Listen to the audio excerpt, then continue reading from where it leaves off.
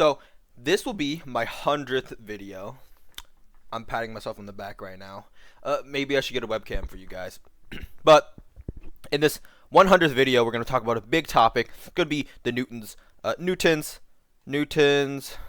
Okay, you know what? I need to write that better. Newton's laws of motion. No, not the money kind motion. Just movement. So he has three main laws. The first law is and let me type it down. I don't know, font size 18.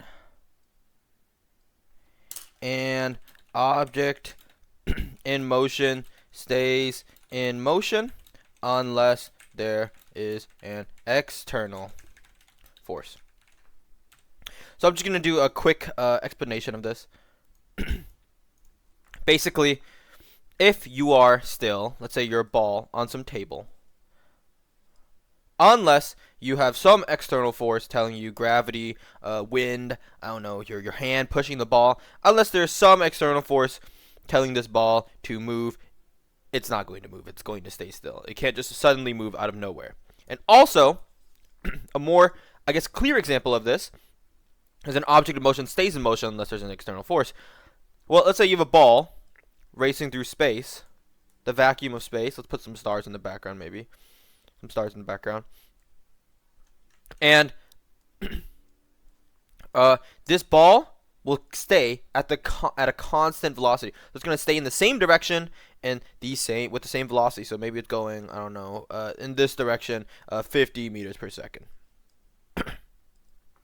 Unless there is something, which there's not even air resistance in space, unless there's something telling this ball to just stop or increase its speed, or change its direction even, then the ball will stay at 50 meters per second in the exact same direction.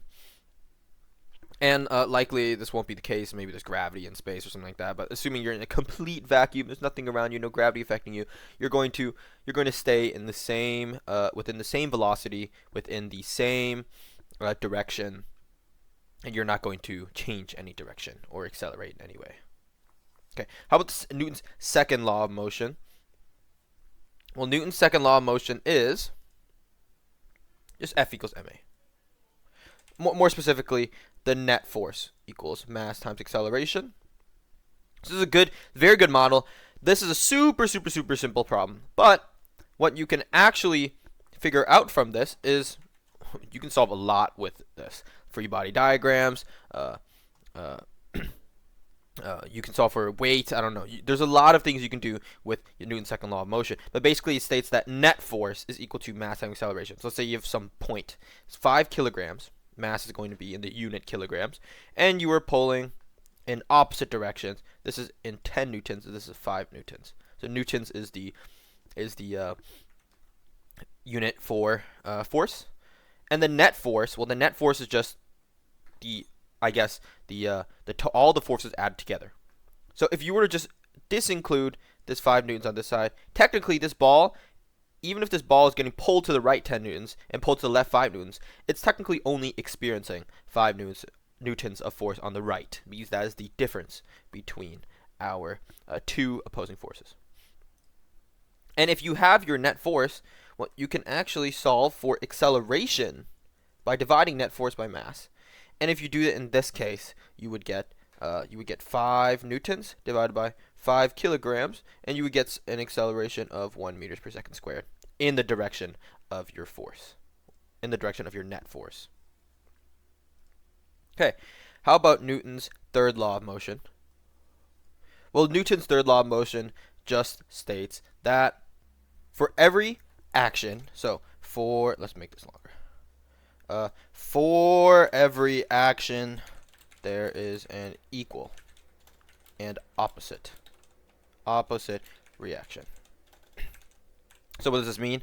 Well, you basically, if you push against some brick wall, or anything for that matter, you can be in motion or at rest. So let's say you're pushing, let's draw a person that's actually pushing. Let's say you're pushing.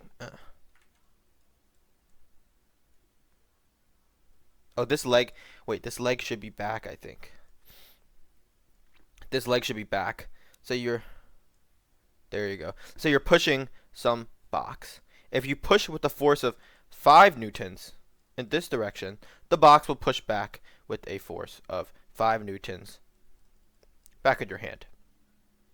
Now you might say, well, since there's 5 newtons being pushed back here and 5 newtons being pushed to the right on the box, well, your net force is always going to be 0. Well, that is not actually the case, because the box is its own individual system. So this box is its own individual system. What's actually happening is that, well, say the green represents the human here. What's actually happening is that 5 newtons is being pushed on the box, but 5 newtons is also being pushed onto you. So you will move 5 newtons. So for a force of 5 newtons is going to be pushed back onto you, but a force of 5 newtons isn't going to be pushed back on the box. That's why the net force isn't equal to 0, because the forces are acting on 2 different objects.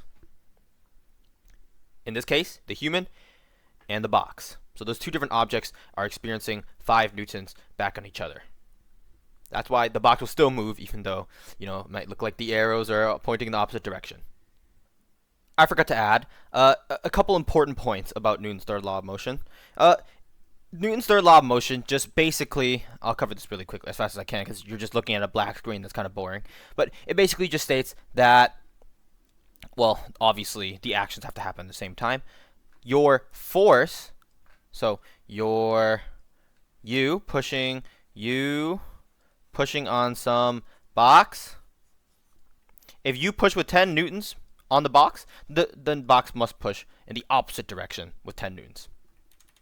And if you're pushing up at the box, like maybe diagonally with 20 newtons, well, again, opposite direction force vector with the same magnitude. So that's important. That's an important part. And also another thing, it must be the same type of force. So you can't have a tension force and a pushing force with that won't count for Newton's third law of motion. So I'll just get back to the video.